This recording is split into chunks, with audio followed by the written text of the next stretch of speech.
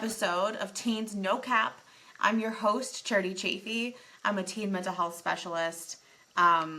Teens are my absolute jam. My entire practice is teenagers, and I'll tell you why, because they're my people, and I love working with the developmental areas that they're in and the struggles that they're having and all those pieces. But I also think working with teens kind of found me, and I'm going to tell you a little bit of a story about that. So buckle up. Here we go. So I was recently at a conference. I presented at a conference. It was a lot of fun. I initially, when I saw that they were looking for proposals, I was terrified. I was like, oh, I just need to get this out there and I need to talk about this with people and I need to present on this and, really wanting to become an expert in this space because it's all the work that I do. And so I had submitted my proposal and didn't really expect to hear back, but then was notified that hurrah, I ended up getting picked to present at this conference. This was a state mental health funded conference, so it was very exciting to kind of meet other people that are in the same state, that are potentially working with the same, population. And so that began my whole thing of starting to do the PowerPoint and just kind of putting all of my thoughts together. So what was interesting to me about the conference is that I very much felt like I'm likely a dime a dozen, right? There have to be other therapists out there like me. There have to be other people that do the work that I do. And I think at the conference, I kind of got verification and validation in kind of two different ways. One is that there are people out there that are kind of similar to me, and there are a lot of people that are your more stereotypical therapists, which are totally fine. It takes everyone, to be part of this to make the world go round. And even though there are a lot of people that might do this work, I think the way that we conceptualize different themes and approaches in therapy, it can be really helpful to hear about how someone else does it. So I was so excited to be able to present that and absolutely floored that there were so many people that came to listen to me talk about harm reduction, which is something that has really been a main philosophy for me in terms of my clinical trials, my treatment of my clients, working with families, and it remains one of the cornerstones of the work that I do for so many reasons that we will get into. But I'm very excited to be able to kind of launch this new direction in terms of being able to share this information and get it out there, because I do think when I'm talking about teens, I know that we often talk about behavior as data, and that's exactly what it is. But the other part of it is that we need to then address behavior and resistance that could become barriers to treatment. So I want to tell you a little story.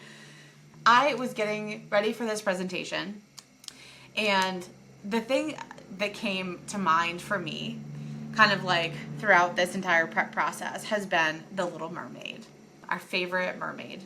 And the thing that came up to me is that Sebastian reminds me of our modern day Life 360, right? There's that is how I view that. And it kind of made me chuckle because Ariel in the movie is a rebellious teenager, right? That's a story that's being told, but she wasn't always that way, right? And I think that the thing that I want to put out there for providers, for parents, is that I do think that every teen has the ability to be high risk, but I don't think every teen will end up being high risk. And Ariel started out in the space of not really being high risk. She had some kind of weird things that she, niche interests maybe, but wasn't really high risk. And then very quickly escalated and became high risk. In a lot of her decision-making choices, in the conflict between her and Triton, in the fact that nobody really knew anything about her, there wasn't connection. So we can look at that and we can say that there were actually a lot of barriers to treatment, right? Barriers and things we need to work through and to get there to get her buy-in. And I think buy-in is so important, because if a teenager is not on board with getting treatment or being in therapy or doing the work, they're just not going to do it, right?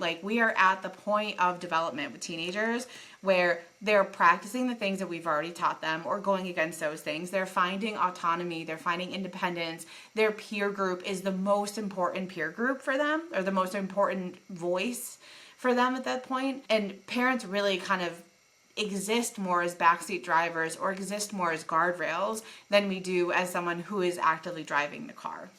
So getting buy-in is really important. And I often, I work with a lot of high-risk teens, they're my people. And I think that there is a large hesitation to buy into treatment, because that would potentially mean that they're letting go of the skills and letting go of the patterns and the habits and behaviors that they have like grounded themselves in that have been in some ways protective for them or supportive. And so it's really, it's hard, I think, for teens to walk into therapy and to start treatment knowing that that could mean that they have to say goodbye to self-harm. That could mean they have to say goodbye to substance use. That could mean they have to say goodbye to a partner or a best friend or, you know, etc., because they just don't really know what treatment is going to look like. And so often when you have a younger human, a teenager, a tween, who is experiencing all of these kind of like bigger behaviors, the high risk behaviors, DBT is one of the main things that people say, oh, they need DBT, they need DBT.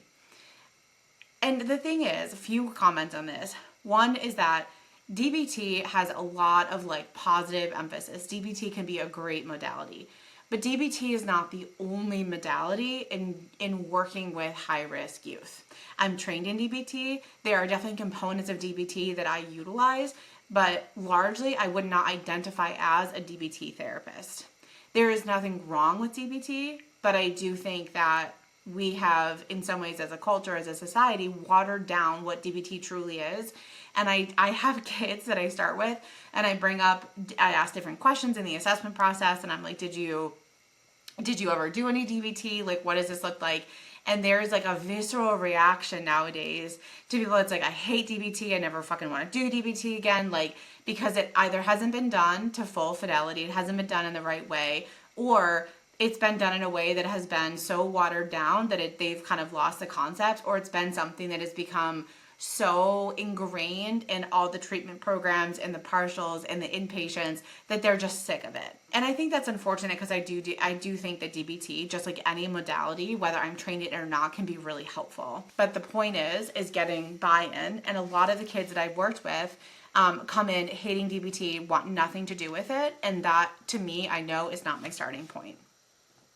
So because DBT is not the only modality that can be helpful in working with high-risk teens, I have been really digging into and utilizing a framework in harm reduction. And harm reduction is actually something that kind of came naturally in my brain when I started working with some higher risk teens, but it isn't something that I mainstream knew about until several years after I had already been using some of the tools and techniques that likely came from a harm reduction lens. So I will start off by saying that harm reduction is long-term protection. Harm reduction is long-term protection. The components of harm reduction, the actual cornerstones, the philosophies, the tenets of harm reduction require use of problem solving, of our communities, of our support systems, of really acknowledging that there is a problem, of enlisting voices that understand those pieces and helping, generations that struggle with that heal the generations after them. Even though harm reduction is probably to some people an add-on component to different forms of treatment like DBT or, ACT, I do think that harm reduction at its core is a very accessible starting point for a lot of kids that we would typically label as resistant. So one of the things that makes that possible is because harm reduction is literally as it sounds. We are not asking for abstinence. We're asking for awareness and engagement. And that may mean, and I know this is hard for some parents to hear, it's hard for some providers to hear, it may mean that abstinence is not truly the goal of the teenager, right? But we are starting to meet the teen where they're at and really dig in and understand what all of those things mean in the pool. Could it mean that 10 years later they are living an abstinent life from what they were engaging with before? Absolutely. Could it mean that they have practical strategies and awareness and insights and problem solving and safety features and terms of use for themselves that make it so that use is not long-term impacting their life or deadly? Also, absolutely. To me, harm reduction isn't just about eliminating the behavior, it's engaging them in a practical way that really allows them to get on board and to have their voice be heard. I use the analogy of donuts a lot. I enjoy donuts, but I'm going to use donuts and I'm going to use diet and other behavioral changes as examples for a lot of these things, because I think if you have never been a cutter, if you have never been, someone struggling with anorexia, if you have never been a pothead, it's hard to understand why someone would make the choices that they do. And we need to really consider that the choices that your teenager, the choices that your clients would make are not the decisions and the choices that you would make either for them or for yourself, right? They're different perspectives. And so we need to get out of this frame of reference of like, well, I would never make that choice, so why are they making that choice? And we need to step into a frame of reference in terms of, I would never make that choice, but I want to understand why they do, right? And if we're talking about understanding why they do, then we need to meet them where they're at in those conversations in a very neutral way. So one of the things that I had recently posted about in social media is the idea that as a society, we often will demonize coping skills, right? Parents do it, and there's no blame here. Parents do it, providers do it. But as soon as you demonize a skill or a situation or behavior that a client or a teen or your teen is using, you've cut off the conversation. They don't want to have it anymore. They don't care. You're just going to be another adult that's telling them that what they're doing is stupid, right? We need to back that up a little bit. So instead of demonizing the coping skill that they're using, we need to be so curious. We need to be so invested in truly understanding what that is for them, not what that would be for us. And when we can really step into that and we can show them that we're in their inner circle and that we're curious about it and that we're not asking them to give anything up and we're not taking anything away, things start to change. Things start to open up. Things start to feel safe for them to have those conversations, right? So one of the perfect examples that often happens is that you have a kid who's cutting, and because the parents are like, you need to be safe, they go through and they do an entire room search. They strip the kid's room. They look through everything. They take everything sharp away. They lock up the knives. They do all this stuff, right? And now I am not saying that reaction at some points is not helpful, but I also think that is not the reaction we want to have every single time this conversation is happening. So there's always a rationale for different treatment suggestions and for choices being made in treatment. And I'm not going to comment specifically, and I'm not going to demonize that is a bad thing, but I will tell you that is a pattern that typically happens, right? And so then what happens is that we have demonized self-injury. We have demonized the need for that kid. We have demonized this piece where now they're not going to talk to us about it. They don't care. They don't want to know what we have to say because nobody is giving them a voice in actually discussing and understanding what that is like for them. One of the main tenets of a harm reduction practice is centering their voice and being curious about what that's like for them. So when I'm working with a kid who's like self-harming, my gut reaction is not to say, you can't do this anymore, here's your no harm contract, which some therapists still do. And if you still do these, please look them up because they're actually not as effective as you think they are. They'll give you the no harm contract and they'll say, from this point on, you're not allowed to do this, right? But as behaviors, if we go back to my donut example, right? If I tell you as an adult that you are no longer allowed to eat donuts, right? Even if you didn't actually love donuts beforehand, you are going to behaviorally want a donut. You're going to crave a donut. You are going to be like, I want a donut now, right? Because I put the thought out there, I put the fight out there, and that's not where we want to meet our kids, right? We don't want to tell our teens, hey, you can't have a donut ever. We want to understand why they want donuts. We want to understand what about donuts that they like. We want to understand, when do they use donuts? When do they love donuts? When do they hate donuts? Do donuts negatively impact them, right? How do they negatively impact them, right? When do they crave donuts but they don't follow through with actually getting a donut, right? What are the differences in scenarios there? We want to be so curious in questioning all these different components because one, it shows we're invested and we're interested. Two, it shows we're curious about their experiences with that. Three, it shows that we are open as parents, as providers, as whoever, to what their experiences are. Four, we're also providing some safety and encouragement that we're not just going to take that thing away and that like, it's not like the control isn't going to be with us, it's going to be a team effort, right? Genuine curiosity is such a core skill for parents who are parenting tweens and teens and even younger kids, right? This is arguably something you can do when you have younger children as well. Be curious, right? No question is too stupid. It doesn't matter how small it is. Ask them, be curious, show interest. It's going to shift the entire way your kid connects with you and experiences you and your understanding of them. So harm reduction practices really aim to reduce the barrier for engagement and treatment. And that is part of saying like, hey, I'm not going to take that away from you, right? I don't need you to stop cutting to engage in treatment, right? But I do need you to show up. I do need you to be ready to have conversations. I do need you to like be open and to be willing to build trust with me as a provider and with your family as your family. I want to like back up for a second because I think that this is a really important part of it. We often view resistance as a bad thing, right? But resistance in so many ways can be protective of that client, of their internal state, of their emotions, of whatever. So resistance is not a bad thing. So demonizing someone that's resistant is basically saying their resistance is bad, they are bad, etc., right? Which is not what we want to do, especially if we're trying to engage a kid in treatment who like might be hesitant to step into that space. Resistance is data, and it's a behavior, and we need to understand that at its core. So we're going to be really curious about all of that. A lot of kids that come in that are experiencing high-risk behaviors or engaging in it, part of the initial trust-building process is trying to suss out what your boundaries are, what your expectations are. And if I throw up a no-harm contract in the first session, they're likely not going to come back, right? Because that shows that I'm not listening. That shows that I don't really care what their internal state is. That shows all these different pieces. And I totally get that there are people that are going to disagree with that. I understand that there are different philosophies in treatment. This is just my kind of clinical philosophy, my theory, all the things that I've built on clinical practice and supervision. And so if you're curious about these pieces, or if you're like having this conversation, I would totally suggest, getting supervision, engaging in it, doing the research, like really getting trained in different modalities, because there are so many really awesome ways that we can provide treatment for our people. This is just one way.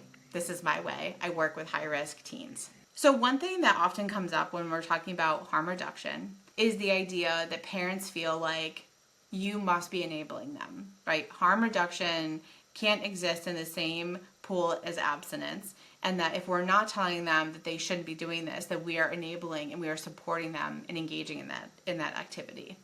And the thing is that when we think about enabling, we also have to think about the risk and the inherent harm. I always say in treatment with parents, in group supervision, and all of the pieces I'm a part of, that I would rather a kid was cutting than actually dead. I would rather they were engaging and actively trying to cope with something, even if I didn't think it was super helpful or safe, as long as they're alive, right? I can't bring a kid back from the dead, but I can help them work on their self-harm. I can help them work on their substance use. I can help them work on their relationship with food. But if they're dead, I can't bring them back. So when we instantly remove, right, the idea of donuts, and we say, hey, you can no longer have any donuts, oftentimes the risk can actually increase, because we are going from, I have access to my donuts and I'm living this and this is my coping skill, to all of a sudden I have no access to any of these things, and it tends to increase distress. So obviously engaging in new therapy, engaging in treatment can already be a stressful situation. And so we want to make sure that they're ready for that, which is the other part of harm reduction, where we're working on very small behavioral changes to get to the point where we can make those bigger steps, right? You can't cut out donuts and not know what's going to fill that spot. So if you're cutting out donuts, you're often replacing it with what? A healthier option, right? And I would argue that you can pretty much make anything into a coping skill. You can make anything into a coping skill. Religion can be a coping skill. Bicycling can be a coping skill. Exercise can be a coping skill. There are also things that can be really bad if you over-engage in those pieces, right? So when we're looking at the world, we're looking at the things that we've demonized that as a society we say are not acceptable. We are also then ignoring the other things that can actually cause harm as coping skills, but we're somehow supporting them. So when we're working through harm reduction, we are not demonizing any of those pieces, right? I'm not going to tell someone who goes to church 17 times a week and prays 8 times a day that that is a bad thing, right? But I do want to understand how that impacts their life and what they're missing out on if that is where they spend their time. And is there kind of a containment there that's not helpful for them, right? So anything in enough moderation or in heavy usage can be a negative thing in someone's life. It can be considered a coping skill. And when we're talking about high risk behaviors, those are all coping skills. All of them. They're coping with something, and I would rather someone actively cope than end their life because they can't cope or they can't have access. So harm reduction reduces the barriers to initially getting into treatment, right? And now again, harm reduction is not the thing for everyone. It's not, the perfect intervention for every single person you will ever work with. It is a single thing, a single modality that can be incredibly helpful in working with certain populations, but that is a thing you'd want to seek supervision on. That is a thing you'd want to talk to colleagues about. That is a piece you'd want to get additional consultation on. And if you're wondering, I do run a case consultation group focused entirely on teens and focused entirely on working with parents of high-risk teens on Tuesdays. So if you are someone who wants in on this conversation and wants to be supported in your clinical work with teens, don't forget to like, follow, subscribe, email me a message. I also have a membership going where people get to just join and talk about their work with teens. I believe in a lot of progression, and I'm very excited to connect with people and just hear what they're doing in treatment and what has been really helpful in the teens that they've worked with. So that is my side note. But harm reduction isn't enabling because we're very much acknowledging the real outcomes of these pieces. We are acknowledging that substance use could likely kill someone. We are acknowledging that, self-harm and other high-risk practices can end up with disastrous consequences. We are not shielding them from the outcomes of those choices. But when we're acknowledging it and when we're having that conversation in a very neutral way, we are joining with that client, with that teen, and we are saying like, hey, we are in this with you, right? We are going to move as fast or as slow as we need to get you into a space where it feels like other behaviors are more reachable. They're more helpable. Helpable, if that's even a word. So harm reduction at its core also takes into consideration the safety of the client, the access to barriers, or the barriers to access and treatment, and really getting them on board. If we don't have a teenager who's on board with treatment and who's on board with talking about these things, they're often going to tell us to fuck off. And we don't want them to have those experiences in treatment. We do want them to get something out of it, and we want them to get something out of it starting at a point where it makes sense for them, that it feels, again, accessible. So harm reduction is really a crucial means for buy-in. It's a crucial means for getting kids on board. It's a crucial way to kind of show that you're willing to center their voice and their experience. And I will argue until the day I die that harm reduction would have been an amazing intervention for Ariel in Our Little Mermaid. Had that been done kind of before everything had happened, or even during, harm reduction could have been incredibly helpful for her. So I'm not really a Disney adult, but I do find some of the themes from the Disney movies to be very interesting. And I think that is one of the things that comes up a lot, is how oftentimes I think about Disney movies, especially Disney princesses, and I'm like, ooh, harm reduction would have been so helpful for that and that and that and that, which is why I'm here talking about it today. And I'm going to do an entire series on harm reduction, and we're going to talk so much more, and we're really going to get into the nitty gritty, containment, safety scales, how to analyze and assess risk, right? How do we talk to parents about this? How do we work with school districts? How do we work with legal matters, and really understanding behavior at its core. So there will be more of these. Okay, a little story very quickly to kind of tie all this together.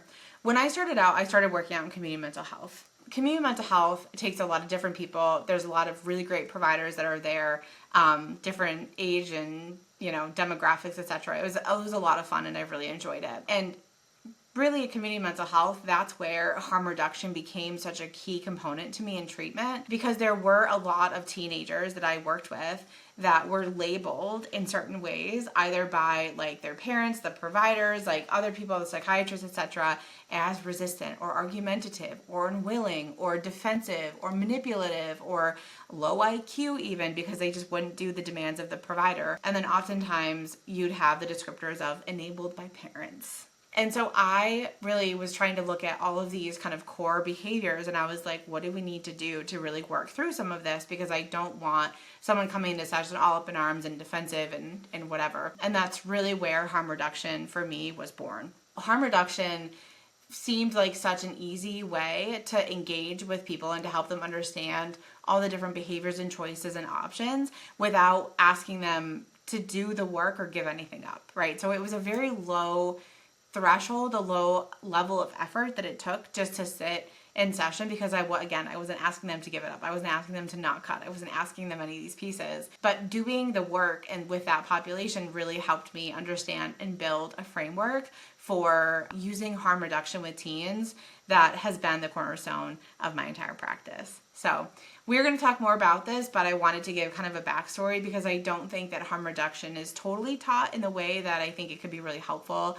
And I'm partially on a mission to change that. So if you want more information about harm reduction, if you have questions about it, I could literally talk about this for probably years, and I will talk about it for years. So ask me questions, like, follow, subscribe. Let me know what you want to know below. I will do so many more podcasts on this. So if you have thoughts, feelings, reactions, I want to know about them. And if you are a provider who wants in on the teen focused private practice community, also let me know, because I'd love to have you. So this wraps up another episode of Teen No Cap.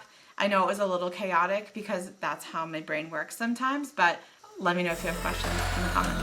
Happy Friday.